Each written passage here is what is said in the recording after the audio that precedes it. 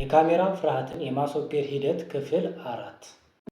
ውድና የተከበራችሁ የትሬንድ ኢትዮ የዩቲዩብ ቻናል ተከታታዮች እንደምን ቆያችሁ? እንደምታውቁት በተለያዩ ክፍሎች ስለ ካሜራ ፍርሃትና እንዲሁም ደግሞ ሰልፍ ኮንፊደንስ ጋር ተያይዞ በክፍል የተዘጋጁ ቪዲዮዎችን እየለቀኩላችሁ እገኛለሁ።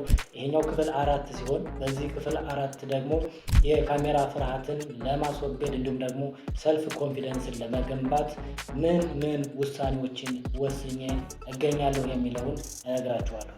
የመጀመሪያውና አንደኛው ላደርገው የወሰንኩት ነገር እንደዚህ አይነት ኮንቴንቶችን ኮንሲስተንትሊ ዩቲዩብ ላይ እየሰራሁኝ መልቀቅ። ሁለተኛው ደግሞ ከሰዎች ጋር ያለኝን ግንኙነት ማዳበርና እንዲሁም ደግሞ የተሻለ ማድረግ። እንደውም በዚህ አጋጣሚ ስልክ ያላችሁ ሰዎች፣ ስልክ የሌላችሁ ደግሞ እኔ ደውልላችኋለሁ።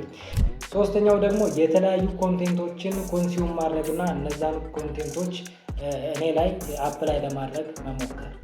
እነዛን ቪዲዮዎች የማያቸው እንደዚህ ሞቲቬሽን ምናምን ባዶ ቃላት ምናምን ብቻ ሳይሆን በትክክል ማይንድ ሴት ላይ የሚሰሩ ቱቶሪያሎችን እንዲሁም ደግሞ ኮሚኒኬሽንን ሊያዳብሩ የሚችሉ የዩቲዩብ ሊሆኑ ይችላሉ። እነዛን ኮንቴንቶች እያየሁኝ ራሴን የሚያሻሽልበትን መንገድ ለመፍጠር ጥረት አደርጋለሁ። አራተኛውና የመጨረሻው ደግሞ ትክክለኝነት የሚባለውን ነገር ከህይወቴ ማስወገድ።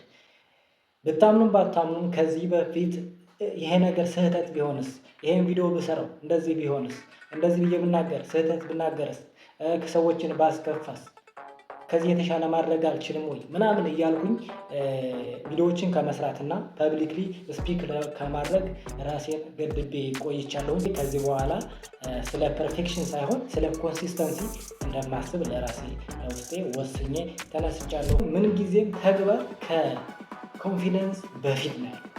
አክሽን ከዛ ወደ ኮንፊደንስ ትመጣለህ። ምናልባት ማድረግ ያለብህ ሌሎች ነገሮች አሉ ብላችሁ የምታስቡ ከሆነ ደግሞ ኮሜንት ላይ ብትጻፉልኝ ደስ ይለኛል። በቀጣይ ቪዲዮ እስከምንገናኝ መልካም ጊዜ ይሁንላችሁ። ወዳችኋለሁ፣ አከብራችኋለሁ።